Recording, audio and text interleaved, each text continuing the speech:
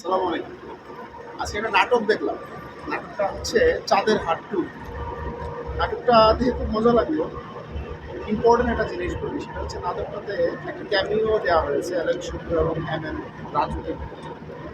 তো আমি ডিরেক্টরের কাছে যেটা অনুরোধ করবো সেটা হচ্ছে যে আমাদের দর্শকরা একটা বোকা না। আপনি দেনা পাওনা গল্পটাকে এখানে রিপ্রেজেন্ট করেছেন, এটা আপনাকে অবশ্যই সাধুবাদ। কিন্তু একটা জিনিস আপনাকে একটু খেয়াল রাখা উচিত ছিল, সেটা হচ্ছে যে দেনা পাওনার গল্পে আমরা যে বাড়িওয়ালার ভাতিজা চরিত্রটা দেখি, সেই ব্যক্তিটাকে আপনি যখন চাঁদের হাট টুতে রিপ্রেজেন্ট করেন অ্যালেন শুক্র এবং তৌসিফ ভাইয়ের সাথে সিনটাতে, তখন ওই ব্যক্তিটাকে একটু দূরে রাখলেও পারে। তাহলে কি হতো, ক্যামিওটা আমার গেস্ট অ্যাপিয়ারেন্স ক্যারেক্টারটা বেটার হতো। তো এইটুকুই বলার ছিল। বাংলা চলচ্চিত্র, বাংলা নাটক অনেক দূর এগিয়ে যাক। আমি একটা সময় বাংলা নাটক অভিনয় করেছি।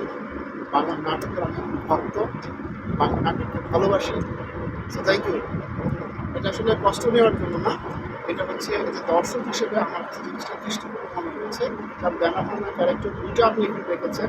একটা ক্যারেক্টারকে আপনি চাঁদের হাতে রেখে এই দুইটা ক্যারেক্টারের সামনে ওই ক্যারেক্টারটাকে ফেস করানো আমার কাছে যুক্তিসঙ্গত হয় না। ভালো থাকবেন, আল্লাহ হাফিজ।